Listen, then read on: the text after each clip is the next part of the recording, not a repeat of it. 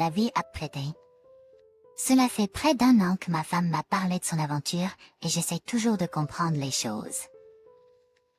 Nous sommes mariés depuis plus de 20 ans et avons de merveilleux enfants. Et je ne m'y attendais pas du tout. Avant cela, je lui aurais fait confiance sans poser de questions.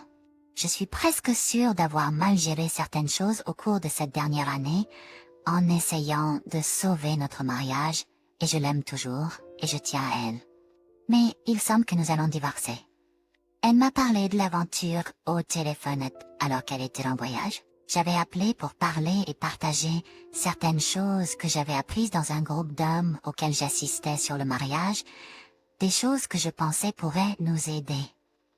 Elle m'arrête et me dit que je ne voudrais plus d'elle une fois qu'elle me dira ce qu'elle a fait. Elle dit qu'elle a trouvé quelqu'un d'autre, mais que cela n'est pas allé jusqu'au bout. C'est un collègue et j'ai l'impression d'avoir reçu un coup de poing dans le ventre.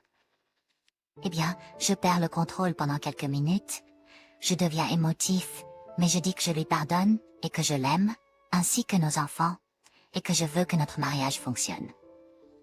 Je me rends là où elle est, et nous avons une semaine folle et émouvante, choquant je sais, et elle me ment plusieurs fois avant que je ne le découvre.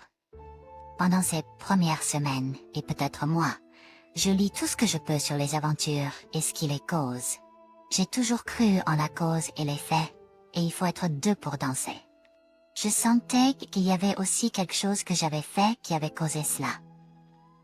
J'étais vraiment dévastée pendant cette période et très émotive. À un moment donné, elle est allée qu'au bout avec l'OMC. Nous avons traversé plusieurs faux départs et arrêts, et je suis allée sur plusieurs sites qui disent tous que c'est difficile, surtout pour les femmes, de faire une rupture nette lorsqu'il s'agit d'une aventure. En résumé, je sais que c'est fini maintenant parce que l'OM a mis fin à leur relation. Drôle, qu'elle a mis trop tard à se décider. Je pense que les choses sont devenues trop réelles pour lui et il a décidé de couper les ponts parce que le conte de fées touchait à sa fin. Peu importe, j'ai travaillé dur pour maintenir les choses ensemble et maintenant elle dit qu'elle ne m'aime plus et qu'elle est morte à l'intérieur et qu'elle veut divorcer. C'est la version abrégée des choses, mais j'ai l'impression que tous les efforts et le temps que j'ai investis ont été vains et je me sens un peu idiot. J'ai travaillé sur mes défauts qui ont été soulignés lors de la thérapie de couple, mais elle veut pas laisser le passé derrière elle. Je me sens perdue et comme un échec aux yeux de mes enfants. Je ne veux pas essayer de forcer quelqu'un à m'aimer, je sais que c'est tout simplement stupide. Mais il est difficile de simplement abandonner une vie ensemble. Tout conseil de quelqu'un qui a vécu quelque chose de similaire serait grandement apprécié. P.S. Je devrais également mentionner que ses hormones ont chuté au cours des 2 dernières années et qu'elle a connu une certaine dépression. J'ai lu beaucoup de choses qui disent que cela pourrait être un facteur.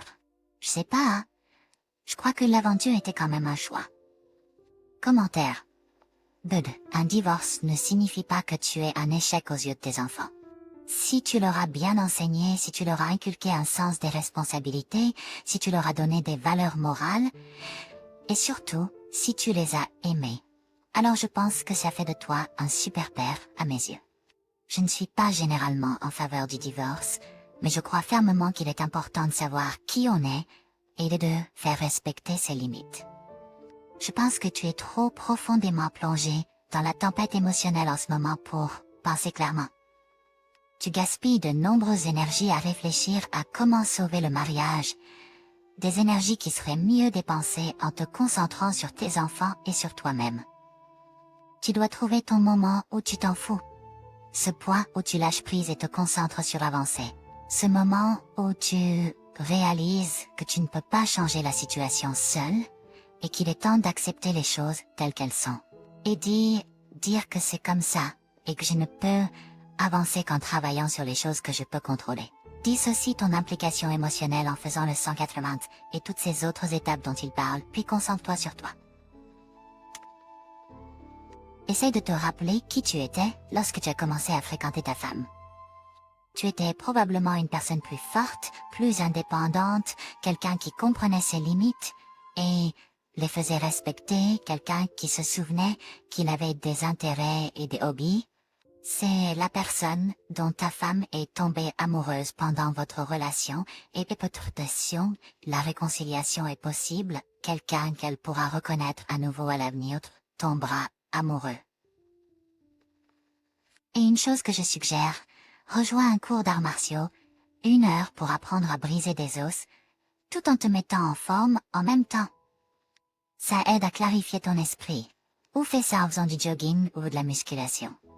Fais juste quelque chose pour toi. J'ai rejoint les arts martiaux. Le plus vieux yoga du cours, lol, mais ces petits morveux m'ont vraiment mis en forme rapidement. Te retrouver toi-même? Dès le sang cafela. Dissocie-toi. Danse-toi sur toi et tes enfants. Puis, une fois que tu auras une clarté mentale, les choses ne sembleront plus aussi catastrophiques. L'opérépon, nous avons tous les deux la quarantaine et nous vivons toujours ensemble. Nous avons dormi dans le même lit jusqu'à la semaine dernière, quand j'ai déménagé de l'autre côté de la maison. Je suis rentrée à la maison et nous avons parlé. Et elle a encore dit « je ne t'aime plus ». Et je ne suis plus amoureuse de toi. Et je n'arrive pas à retrouver ces sentiments peu importe ce que j'essaie. J'ai dit peut-être qu'on devrait trouver un moyen de mettre fin à ça alors. Nous avons parlé et commencé à diviser les choses sur papier. Mes défauts sont que je ne l'ai pas protégée de ma famille dans notre mariage et que je les ai choisis plutôt qu'elle. Parfois j'étais pas assez sensible mais j'avais surtout des problèmes avec ma mère, ma sœur et une nièce. Elle a également eu de gros problèmes avec sa mère qui ont surgi. J'ai compris son point de vue sur ces problèmes et les ai affrontés directement. J'ai traité directement avec ma mère et continue de le faire. Nous avons essentiellement coupé cette relation à néant. J'ai également confronté sa mère directement pour elle. Le conseiller conjugal a été impressionné et m'a donné du crédit pour le changement. C'est son argument principal pour expliquer comment j'ai tué son cœur chaque fois qu'elle veut se battre ou me blesser. Elle dit qu'elle se sent coupable pour l'infidélité et a pleuré. Une autre raison pour laquelle elle veut le divorce est qu'elle ne pense pas qu'elle pourra se pardonner un jour. Je pensais que le mariage était bon. Elle ne me croit pas quand je lui dis que je n'ai pas réalisé certaines choses qu'elle a maintenant mises en lumière et à quel point elles l'ont blessée. Mais dès qu'elle l'a fait, j'ai changé et affronté le problème. J'ai aussi lu un livre qui parle de comment la plupart des gars sont comme moi sur cette question. Nous dérivions depuis environ 2 ans, je dirais. Nous étions tous les deux en surpoids. Elle ne l'était pas quand nous nous sommes mariés. Je l'aimais comme elle m'aimait à toutes les étapes. Mais j'ai commencé à faire de l'exercice. Et ensuite, elle a commencé à faire de l'exercice. Elle a demandé à avoir un entraîneur et j'ai accepté et elle a perdu 100 livres. Nous avons également voulu participer à des compétitions de fitness, ce qui peut être coûteux. Donc j'ai dû lui demander de trouver un emploi pour nous aider à ne pas puiser constamment dans nos économies. Elle a maintenant dit qu'elle pensait que je la punissais parce que je n'étais pas favorable à cela. J'ai également perdu 160 livres. Depuis l'affaire, les relations physiques ont été rares. Rares? Peut-être 7 à 9 fois en 10 mois et maintenant plus rien. Elle a dit qu'elle voulait être physiquement intime, mais qu'elle n'en avait pas envie avec moi. Dormir ensemble était un problème dans notre mariage, mais j'ai toujours voulu m'assurer qu'elle était à l'aise. Elle est téléphone maigre et baosira. Elle est maintenant obsédée par sa compétition et déprimée par l'affaire et ses conséquences. Elle fait pas grand-chose à la maison. Nous nous disputons violemment quand il s'agit des enfants, qui sont tous les deux au lycée. Nous avons discuté de la garde conjointe et de les laisser décider. J'ai toujours travaillé et j'ai un bon salaire. Nos biens sont en copropriété. Maintenant, l'autre homme est là. Où c'est? Il n'est pas marié, mais a été divorcé 2 fois et a plusieurs enfants de différentes femmes. Il travaille 2 emplois pour payer la pension alimentaire et a déclaré faillite. Ils ne travaillent plus ensemble. Dès que j'ai découvert l'affaire, j'ai exigé qu'elle démissionne. L'affaire a continué à différents niveaux pendant environ 10 mois et s'est terminée il y a 3 ou 4 semaines. Je l'ai rencontrée quand je lui apportais du café ou du déjeuner au travail. J'ai même proposé de lui apporter du café une fois. Il a la fin de la trentaine et ils n'ont travaillé que pendant quelques mois. Je ne suis pas au courant de maladies sexuellement transmissibles et nos 2 enfants sont définitivement les miens. Je crois que c'était la première fois. Mise à jour, aujourd'hui a été une journée difficile avec beaucoup d'émotions différentes. J'ai fait beaucoup d'introspection et j'ai craqué plusieurs fois. C'est juste dur d'être dans cette situation en ce moment.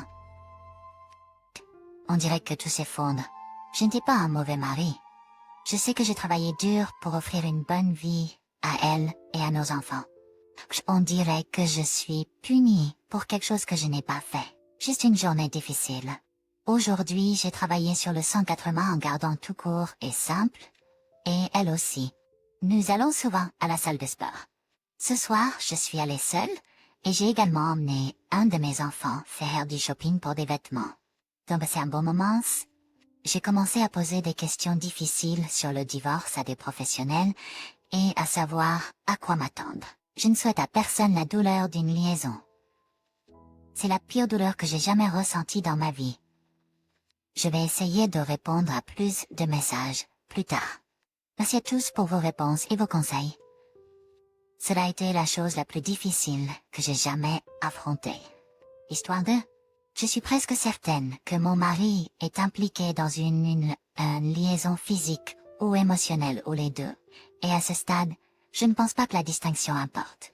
Contexte, nous sommes liés depuis presque 12 ans. J'ai la trentaine et mon mari a la quarantaine. Nous n'avons pas d'enfants ensemble, mais mon mari a 2 enfants adultes d'un précédent mariage. Les faux partenaires risquent de se découvrir l'un l'autre. Mon mari est égocentrique, transactionnel, manque d'affection, ne veut pas d'enfants et ne fait rien avec moi. Il cherche attention et attention, un peu passif-agressif. Il est également un pourvoyeur de beau temps, peu attentionné et aime parler au sexe opposé. Je vais commencer en disant que la dynamique de notre mariage est instable. Depuis un certain temps, un problème majeur dans notre mariage, que mon mari ne veut pas admettre, et que je ne savais pas si je voulais vraiment avoir des enfants jusqu'à des années après notre mariage. Oui, je sais que c'est quelque chose dont les gens devraient discuter avant le mariage, et je croyais sincèrement que nous le ferions à un moment donné. Cependant, au fil des ans et des excuses accumulées, j'ai réalisé que je ne voulais pas vraiment avoir d'enfants après environ 9 ans de mariage. Mon mari a dit qu'il voulait avoir des enfants, mais que c'était pas très important pour lui et qu'il en parlait de temps en temps. Il est d'Arf-Saltran. Entre cela et mes propres problèmes de ressentiment, mariage a été instable. Mon mari change souvent de travail et n'est pas très stable, mais il dépense beaucoup. Nous avons toujours eu nos problèmes, mais je pensais généralement que notre mariage était correct, environ 6 ou 7 sur 10 la plupart du temps. Cependant, ces dernières semaines, les choses ont atteint un point culminant. Les choses ont atteint un point culminant de la pire façon. Fondamentalement, je crois que H a eu des rencontres avec des femmes récemment et continue de parler à différentes femmes que je ne connais pas alors que je lui ai demandé de ne pas le faire à cause de choses trouvées dans le passé. Le problème est que je n'ai jamais de preuves concrètes et que par conséquent j'ai été soumise à du gaslighting. Bien que je ne m'en sois pas rendu compte, je balayais de côté tous les indices qui se présentaient, comme des profils de rencontres sur plusieurs sites. Il a dit qu'il s'était inscrit, mais n'avait pas suivi parce que nous nous disputions. J'ai également trouvé des textes explicites sur son téléphone de femme sur l'un de ses sites de recherche d'amis. Il a prétendu qu'il n'avait pas répondu et que la femme était une escorte, mais qu'il voulait juste parler. Ouais, bien sûr. J'ai également trouvé des choses comme des billets de cinéma double et des reçus de dîner pour des choses auxquelles je n'étais pas avec lui, mais il nierait même avoir vu le film. Pour résumer, il y avait toujours une explication pour ses actions et j'étais toujours prête à aller de l'avant pour avoir la paix. Dans le but de gagner plus d'argent et d'avoir un emploi stable, H travaille maintenant hors de l'État. J'avais l'impression que c'était en partie pour s'éloigner de la maison et je m'attendais à des problèmes dès le début, donc J'ai pas été d'accord, mais il l'a quand même fait. Environ un mois après, mon mari a commencé à retirer de grosses sommes d'argent de notre compte joint, prétendant que c'était pour notre fille adulte. En même temps, j'ai commencé à recevoir des messages textes de femmes que je crois être de H. Il a également été distant envers moi pendant cette période. Je l'ai même surpris en train de parler à quelqu'un au téléphone pendant que je lui rendais visite sur son lieu de travail. Je suis la gestionnaire du compte cellulaire, donc je peux voir ses appels et ses messages, mais je ne sais pas ce qui est dit. Quand je confronte H, il dit toujours qu'il n'a personne à qui parler, et nous finissons toujours par nous disputer. Dans le passé, j'ai menacé de nous séparer et même de divorcer, mais j'ai toujours fini par accepter de réconcilier pour maintenir la paix. Nous sommes actuellement en plein milieu d'une faillite du chapitre 13 et je ne peux pas commencer à comprendre les implications d'essayer de divorcer maintenant. H refuse de reconnaître tout acte répréhensible et continue son comportement même s'il nuit à notre mariage.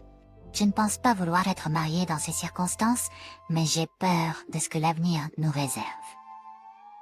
H était mon premier amour, et je ne veux pas perdre mon foyer et le respect de ma famille. Il ne veut pas me divorcer directement, et j'ai déjà faussement menacé de divorcer dans le passé pour ensuite revenir sur ma décision. Actuellement, H est occupé à installer son nouveau foyer dans l'autre état, et ne contribue pas à nos dépenses à la maison, mais il dit qu'il le fera une fois qu'il sera installé. Je ne fais pas confiance à cela, donc j'ai arrêté de contribuer à notre compte joint et je suis en train de séparer nos dépenses. Je suis également passé à mode plan B, où je n'ai aucun contact avec H pour le moment. J'essaie de me concentrer sur moi-même, de perdre du poids et de me vider la tête. Récemment, H a fait une visite surprise à la maison et j'étais furieuse. Je n'avais pas répondu à ses appels, messages ou emails, et je ne voulais pas le voir. Il a dormi dans une chambre séparée et est parti tôt le lendemain matin sans se disputer avec moi, car je refusais de lui parler sauf pour lui dire de partir, car il pense que c'est acceptable de voir d'autres femmes. Je suis dans une impasse et clairement une amatrice pour gérer cette situation. Je me sens si seule. Un mois plus tard, la situation a empiré. En bref, je soupçonne toujours mon mari d'avoir une liaison, en me basant sur les nombreux messages et retraits d'argent inexpliqués. Je l'ai confronté à ce sujet, mais il a nié. Je suis maintenant passée en mode plan B où je n'ai aucun contact avec lui. Thérapie individuelle. Aucune tentative de réconciliation. Il vit hors de la ville pour le travail, donc nous sommes techniquement séparés. Je crois que l'affaire dure depuis environ 6 à 8 mois, mais je viens seulement de le découvrir. Même après la confrontation, il a continué à la contacter. Je ne l'ai pas contacté.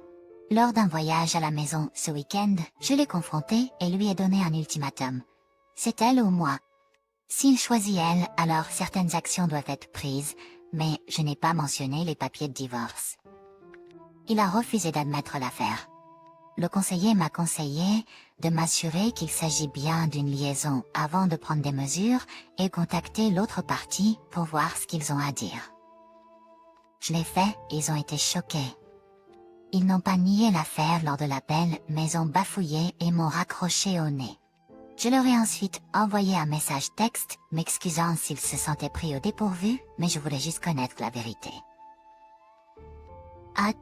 J'ai également précisé que je n'ai rien contre eux. Je n'ai pas reçu de réponse, mais les textos entre eux et mon mari ont continué. Mon mari a été choqué par mon appel et mes textos à l'autre partie car je ne suis pas du genre à confronter. Je lui ai dit que nous ne sommes pas vraiment mariés, tant que ce contact avec l'autre partie se poursuit. Il a finalement mis fin à leur relation hier soir et a été très définitif à ce sujet. J'ai approuvé le texto qu'il lui a envoyé avant qu'il ne l'envoie, et il a accepté de changer de numéro. Cependant, la situation ne s'est pas arrêtée. Le lendemain matin, elle a continué à lui envoyer des textos, mais il n'a pas répondu. Elle a ensuite commencé à le menacer. Elle est finalement venue chez moi à 8 heures du matin ce matin, et mon mari l'a laissée entrer. Pendant ce temps, j'avais appelé la police, et la femme criait pour que je descende et la rencontre dans ma propre maison. Elle a proféré toutes sortes de menaces, mentionnant d'où elle vient et qui elle connaît. J'ai refusé de m'engager avec elle, et je suis restée au 3e niveau de ma maison, pendant qu'elle était à la porte d'entrée au 1er niveau. C'était une expérience surréaliste. J'étais au téléphone avec la police, leur racontant ce qui se passait, et ils étaient surpris que mon mari les laissait entrer. Ils ont dit qu'ils ne pouvaient rien faire tant qu'elle n'avait pas commis de crime. Pendant ce temps, mon mari retourne travailler dans un autre état et l'autre partie habite dans la même ville que moi. J'étais emplie de colère et de honte. On aurait dit que l'autre femme voulait me voir en personne pour déterminer si mon mari avait fait le bon choix en me choisissant moi plutôt qu'elle. Nous sommes mariés depuis près de 12 ans et elle n'était qu'une aventure pour lui pendant environ 6 mois. Cela peut être juste ma propre projection de la situation. Je ne lui ai pas donné la satisfaction de ma présence. Seule la police, mon mari et l'autre partie sont au courant de cela et je suis mortifiée. Je suis sûre que ma communauté pense encore une situation de violence domestique. Je n'ai jamais appelé la police de ma vie. Je me sens piégée dans ce territoire complètement nouveau pour moi. Je n'ai jamais été attaquée verbalement comme ça auparavant, surtout pour quelque chose comme ça. J'avais dit à mon mari que je ne me battrais pas pour lui, mais ça a failli en arriver là. Nous étions à seulement quelques heures de changer son numéro quand elle est venue chez nous. J'ai un nom très unique, et la première chose qui apparaît quand on le recherche sur Google, c'est mon profil LinkedIn et mes dossiers de propriété. Quand elle a laissé entrer, je soupçonne que dans l'esprit de mon mari, la laisser dehors ne ferait qu'aggraver la situation. Cependant, je soutiens que Geshe ne fait qu'empirer les choses. Son tempérament est d'essayer d'être gentil, mais il ne réalise pas ou ne comprend pas qu'il doit se soucier de moi et non d'elle. Elle n'est qu'une personne méprisable.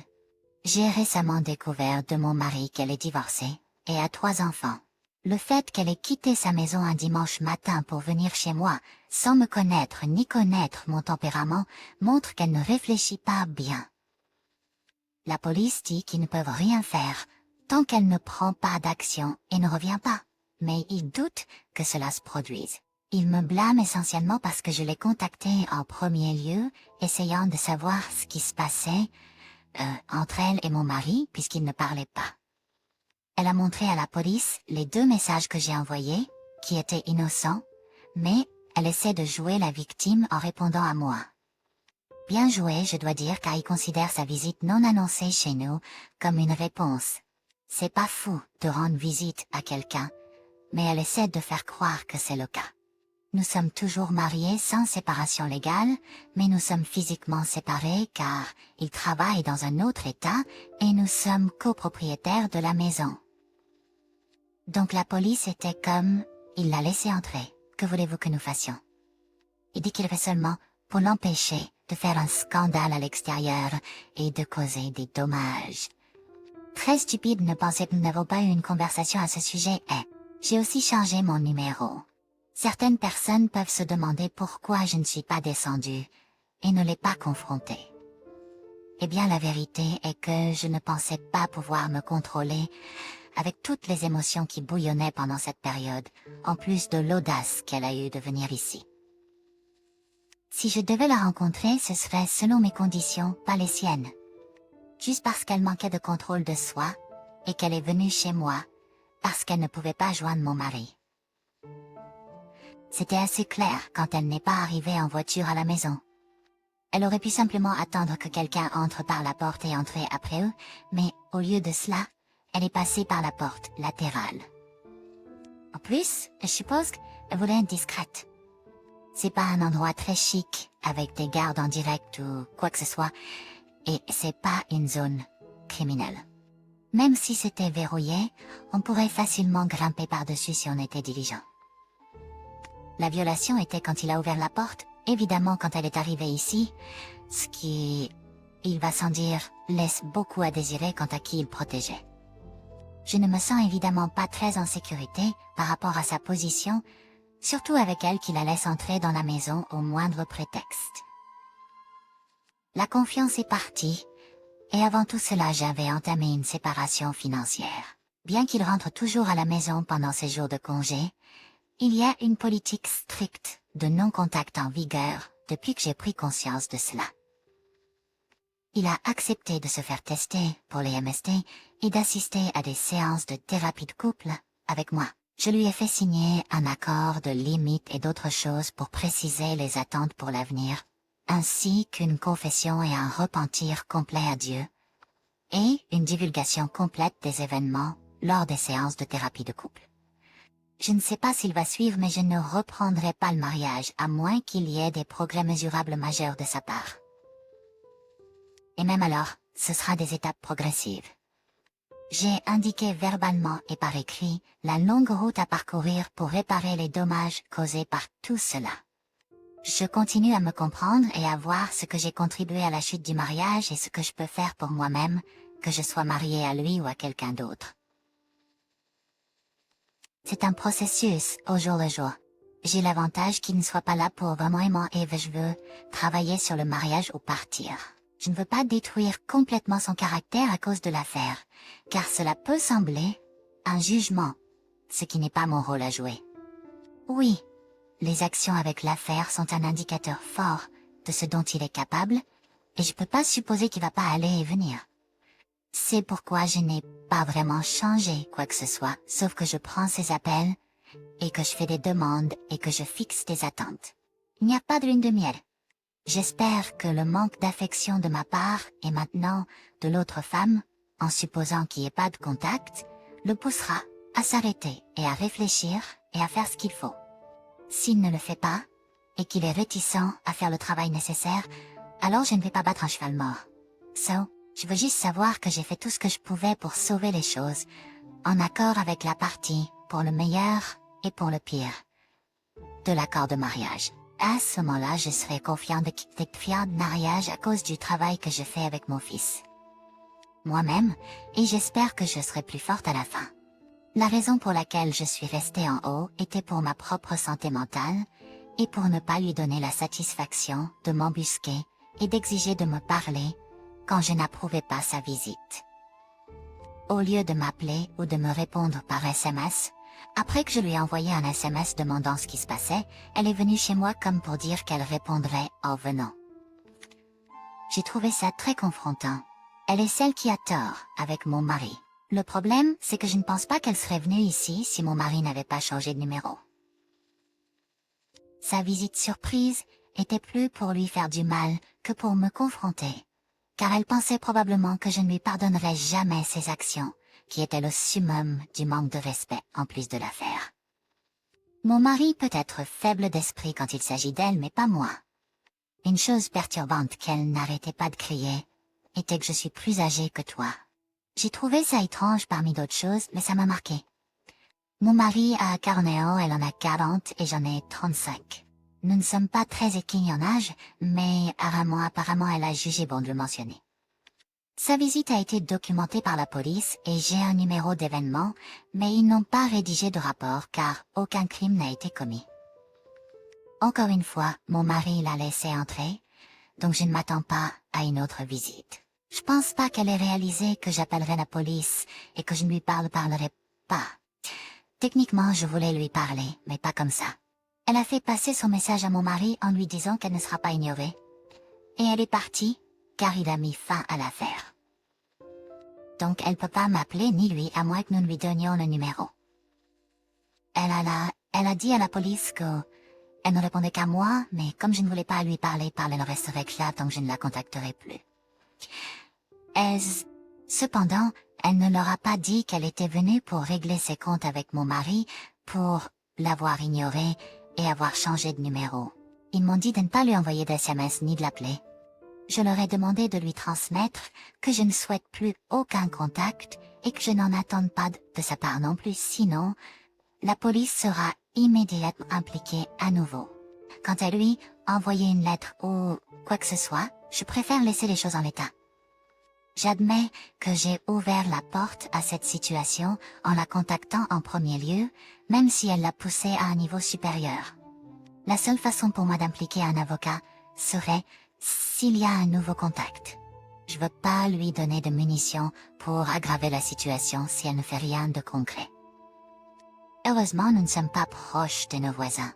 C'est une culture assez transitoire ici, et les gens se tiennent à distance. Je ne fuis pas, je ne serai pas prisonnière chez moi. Elle a été mise en garde, et j'ai dit à la police que je me sentais très menacée, compte tenu de la nature de sa visite. Je voulais que ça soit documenté, pour que si elle revient, il soit clair que sa présence est indésirable. Un mois plus tard, je lui ai déjà tout expliqué dans une longue lettre. Je vais la poster ci-dessous pour que tu puisses voir ce que j'ai dit. Je le reprendrai, hein. S'il montrait des remords et faisait des réels efforts. Comme tu le sais, beaucoup de choses se sont passées depuis la dernière fois que tu étais à la maison. Je ne t'en ai pas vraiment parlé depuis que tu es retourné au travail, mais j'ai besoin que tu comprennes bien que je lutte avec des sentiments non résolus et mal à l'aise à propos de l'affaire, de ton manque de remords, et maintenant de la récente visite de ton ex. Tout cela me fait douter, tu veux vraiment mettre fin à cette relation et travailler sur notre mariage. Je n'en ai pas parlé car je veux que tu te concentres à 100% sur ton travail pendant que tu es là-bas.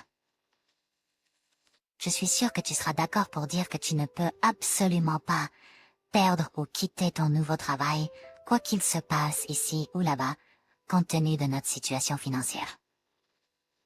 Maintenant que tu es à la maison, j'ai besoin de toute ton attention pour ce que je vais te dire.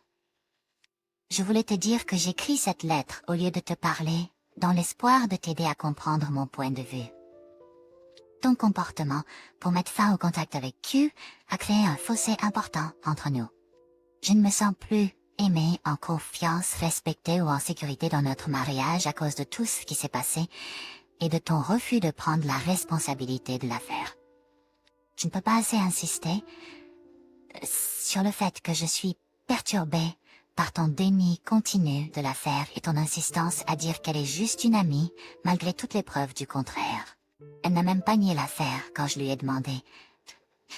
Je trouve inquiétant que lorsque tu as essayé de mettre fin à cette relation, sa première réaction a été de venir chez nous sans prévenir et de créer des problèmes. C'est pas le comportement d'une amie. Le fait qu'elle ait pu venir directement chez nous me dégoûte. Je ne peux m'empêcher de me demander combien de fois elle est venue ici et si elle a le code de la porte. Quand elle est arrivée, tu m'as calmement dit qu'elle était dehors, sans demander comment elle était arrivée ou quoi que ce soit. C'était comme si une pizza était arrivée. Elle était là presque immédiatement, ce qui n'est pas surprenant étant donné où elle habite. Je ne suis pas surprise qu'elle soit venue ici, mais je suis déçue que tu l'aies laissée entrer. Tu savais qu'elle ne venait pas ici pour vendre des cookies Girl Scout, mais tu as quand même ouvert la porte. C'est déjà assez grave que tu m'aies trompé avec cette femme, mais la laisser entrer dans notre maison commune est d'un manque de respect total. Tout aurait pu arriver à cause de cette seule action. Elle aurait pu nous tirer dessus ou nous poignarder ou avoir quelqu'un avec elle pour nous faire du mal. J'aurais pu réagir de manière excessive et prendre les choses en main parce que je me sentais menacée. Nous aurions pu nous retrouver dans une situation qui aurait causé des blessures ou une arrestation. Me laisse profondément des un manque de respect à plusieurs niveaux. Je ne crois pas ton explication selon laquelle tu ne voulais pas qu'elle endommage tes biens. Pendant toute cette agitation, tu ne m'as pas une seule fois soutenue. Au lieu de ça, tu es plus préoccupé par son bien-être que par le mien. Je n'ai pas été traitée comme ta femme, elle l'a été. Cela me blesse de savoir que ta réaction instinctive a été de la protéger, elle et ses sentiments, tandis que j'étais secondaire dans l'équation. Je ne peux m'empêcher de penser que tu avais envie de la voir, sinon pourquoi aurais-tu pris le risque d'ouvrir la porte? Quand la police est arrivée, ils étaient confus sur qui était qui, car tu étais tellement impliqué avec elle. Cet épisode m'a montré que tu te souciais plus du fait qu'elle puisse aller en prison que de notre sécurité et de notre bien-être. Tu l'as laissée entrer dans notre maison malgré ce qui se passait entre vous deux, et tu as ignoré mes sentiments à son sujet. À un moment donné, tu l'as même laissée seule en bas, nous laissant vulnérables à tout ce qu'elle aurait pu faire. On aurait dit que t'étais sous un genre de sort. Je dois dire que j'ai détesté ta réponse entière à la situation et de m'avoir mis dans cette position. Le fait que tu n'aies rien fait pour arranger les choses ne fait qu'ajouter du sel à la blessure. Que tu le réalises ou non, tes actions ont multiplié la trahison ultime que je vivais déjà. C'est un témoignage de où se trouve vraiment ta préoccupation et ta loyauté. Tu peux penser que tu la connais et que tu peux anticiper ses actions, mais clairement tu ne peux pas. Elle a montré qu'elle est instable et personne en pleine possession de ses moyens n'aurait fait le genre de coup qu'elle a fait si elle réfléchissait clairement. Q n'arrêtait pas de dire qu'elle répondait simplement à mon message. Mais ce n'est pas vrai. Elle t'envoyait un message pour te dire qu'elle ne sera pas ignorée. Elle n'avait aucune intention de me répondre avant de ne pas pouvoir te joindre. Elle a eu plusieurs jours entre mon message et son arrivée, ici. Qu'es-tu vivais pendant ce temps? Ton numéro de téléphone. Numéro changé. Ne pense pas une seconde que je ne le sais pas. Malgré ce qu'elle a dit, tu ne peux pas comparer l'envoi d'un simple message à quelqu'un avec le fait qu'elle se pointe chez nous sans invitation. Garde à l'esprit que je t'ai été fidèle pendant près de 12 ans, donc j'étais très bouleversée par la situation quand j'ai découvert ce qui se passait. Je voulais savoir qui était cette personne pour que tu ne puisses pas nier la connaître. J'avais gardé ces informations pendant un certain temps. Je n'avais en fait jamais l'intention de la contacter car je suis mariée à toi et tu as fait le serment d'être fidèle envers moi. Le fait que tu l'aies jeté si facilement n'est pas de sa faute.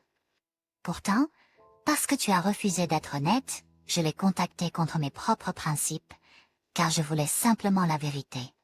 Même quand il est devenu évident que mes pires soupçons étaient vrais. Je ne suis pas allée chez elle ou à son travail en hurlant comme une fou folle. Si quelqu'un mérite de se sentir utilisé et trahi par cela, c'est moi. Comment oses-tu la laisser entrer ici pour qu'elle puisse me montrer à quel point elle est dévastée par tout cela? Venir ici était très audacieux de sa part et me fait penser qu'elle essaie de te contrôler et de m'humilier. Le fait que tu lui aies permis de me crier dessus dans notre maison et de me manquer de respect complètement est un obstacle majeur pour croire que tu veux avancer. Pendant tout le temps où elle était ici, elle faisait des commentaires aléatoires et divers, comme dire qu'elle est plus âgée que moi. Comment le saurait-elle même? Et pourquoi est-ce un facteur à moins que tu en aies fait un? Saurait être provoqué par une intimidatrice avec elle à me faire peur, ben. C'était absolument ridicule. Tu l'as laissé rester confortablement dans notre maison pendant près d'1 heure, en m'insultant, alors que tu aurais pu simplement l'escorter dehors et éviter toute escalade supplémentaire, ou simplement la laisser dehors où elle appartenait. Quand tu es monté à l'étage et que tu t'attendais à ce que je m'aplatisse devant elle à cause de ce qu'elle voulait que je fasse, pour descendre à son niveau littéralement et figurativement, pour lui dire, même alors que elle me manque de respect dans notre maison, j'étais abasourdie. Si c'était vraiment son but, elle aurait pu facilement m'appeler ou m'envoyer un SMS, qui est le mode de communication que j'ai utilisé quand je l'ai contacté en premier lieu. C'était déplacé pour elle de venir ici sans prévenir et très irrespectueux. Point final, je suppose qu'elle veut nous prendre tous les deux par surprise. J'ai besoin que tu réalises qu'il n'y avait aucun moyen que je lui permette de me faire des demandes alors que je n'ai pas autorisé sa visite. Alice, juste parce que tu l'as fait se sentir importante ne signifie pas que je dois le faire aussi. Oui, je voulais que la police soit impliquée pour documenter complètement qu'elle était une intruse de mon point de vue puisque tu l'as laissée entrer. J'ai entendu dire beaucoup de choses intéressantes qui m'ont fait me demander, même alors que j'essayais de donner mon attention au répartiteur de la police. Le répartiteur de la police pouvait l'entendre et a même averti de descendre la confronter, car il voulait savoir où tout le monde était et ce qu'il faisait avant que les officiers n'entrent. Elle m'a dit que, parce qu'elle avait été laissée entrer par toi, si quelque chose se passait entre toi et elle, ou elle et moi, les participants iraient en prison, point final. Quand tout cela se passait, je me sentais si seule et complètement négligée et non protégée, parce que tu étais trop occupé à protéger Q, à t'inquiéter pour elle et ses enfants. Tu sais à quel point cela sonne pour moi? Tout cela alors qu'elle nous menace activement dans notre maison. Sérieusement, je n'arrive pas à sortir de mon esprit ce que tu lui as dit et comment tu as agi si fortement en sa faveur. Les officiers de police m'ont même dit que tu n'avais pas décidé ce que tu voulais faire, donc je devais me protéger légalement puisque tu ne voulais pas que Q parte. Ils ont dit, votre mari ne lui a pas demandé de partir, madame. Donc nous ne pouvons pas forcer votre invité de votre mari à partir. Une invitée, essentiellement la femme avec qui tu m'as trompé. Moi que tu as trompé est maintenant une invitée dans notre maison. Incroyable. Je l'ai entendu dire que ce ne serait pas facile pour toi de la laisser partir. Et mon Dieu, je peux le voir clairement maintenant. Insulte à la blessure, le fait qu'elle puisse décider de faire autre chose à tout moment. Elle habite à quelques minutes d'ici. Charles, non seulement elle sait tout de toi, mais on lui a aussi dit des choses sur moi. Je suis sûre qu'elle va le faire au moment parfait. Essayer de surmonter la trahison de la faire elle-même, et le fait que tu l'as laissé entrer dans notre mariage et notre maison me pèse. Tu ne montres aucune empathie, compréhension ou préoccupation de base pour moi. Tu ne lui as jamais demandé de partir, même quand je criais à la police de l'emmener d'ici. Et elle adorait ça. Elle me frottait le nez, dans le fait qu'elle avait toute ton attention. Peu importe qu'elle l'ait eu depuis un moment maintenant, mais maintenant je suis un témoin réel de cela. Et maintenant, tu agis comme si c'était de ma faute parce que tu penses que je voulais lui parler, donc c'est ce que je mérite. Mais oui, depuis que cela s'est produit, je fais des cauchemars où elle revient avec sa famille, comme elle l'a menacée. Et je pense que je devrais prendre des mesures ultimes pour me protéger. Tout cela se rejoue en boucle dans ma tête, avec toi d'abord en la laissant entrer dans notre maison, puis le tumulte de sa moquerie et de ses provocations, en disant délibérément mon nom de travers encore et encore. Criant qu'elle est plus âgée que moi, qu'elle n'est pas d'ici. Et qu'elle va faire sortir sa famille ici? Tu penses que c'est si facile de la quitter? Elle connaît des gens dans la sécurité, etc. Je peux encore entendre sa voix distincte. J'étais déjà dévastée par l'affaire, mais cela a poussé mon anxiété, ma méfiance et ma déception envers toi bien au-delà de la limite. En me basant sur ta réaction envers Q quand elle était ici, je ne crois pas que tu sois honnête avec moi quand tu dis que tu ne la contactes pas.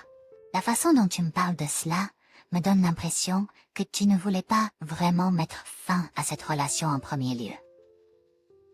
C'est comme si tu l'avais fait, juste parce que je te l'ai demandé, pas parce que tu le voulais et que ce que tu faisais était mal. C'est pas suffisant. Je suppose qu'elle ne le croit pas non plus, car tes actions semblent indiquer que tu reprendras là où vous vous êtes arrêté quand les choses se calmeront, ce qui, selon moi, est la raison pour laquelle elle est venue ici, d'ailleurs. D'après toutes les apparences, elle continuera à dicter tes actions. Je trouve incroyable qu'elle ait réussi à vraiment te mettre sous son emprise en si peu de temps, et tu ne t'en rends même pas compte. Elle criait même sur moi, qu'elle n'a rien contre moi alors que c'est elle qui te trompe depuis des mois, et je suis ta femme depuis presque 12 ans. Vraiment, qu'est-ce qu'elle pourrait avoir contre moi? Vous deux avez compris que tu étais mariés, mais vous n'en aviez rien à faire. Ne vois-tu pas l'ironie d'une telle déclaration? Comme il a dit tard, je n'étais pas du tout au courant d'elle. Non, nous ne sommes pas égaux et je ne me comporterai pas comme si c'était le cas. En fin de compte, avec cette escalade, je n'accepterai pas que tu me caches des choses. J'ai besoin de connaître tous les détails à son sujet, et s'il y a d'autres femmes avec qui tu as eu affaire, je dois savoir comment l'affaire a commencé, ce qui s'est exactement passé, quand et où, ce qui t'a poussé à chercher cette relation, pourquoi elle en particulier, et qu'est-ce qui t'empêchera de la chercher à nouveau, qu'est-ce qui t'empêchera de tromper à nouveau. L'affaire est une violation majeure de nos vœux de mariage, et c'est pour moi une indication que tu n'es pas fidèle ni digne de confiance. Plus de déni et de mensonges ne seront tolérés à ce stade.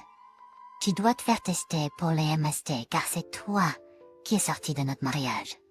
qui a dit que c'était pas un gros problème pour elle, donc tu n'étais probablement pas le seul avec qui elle avait affaire. Tu as brisé ma confiance et la sacralité de notre mariage. Tu as brisé le sentiment d'intimité et de sécurité dans notre mariage. Alors maintenant quoi?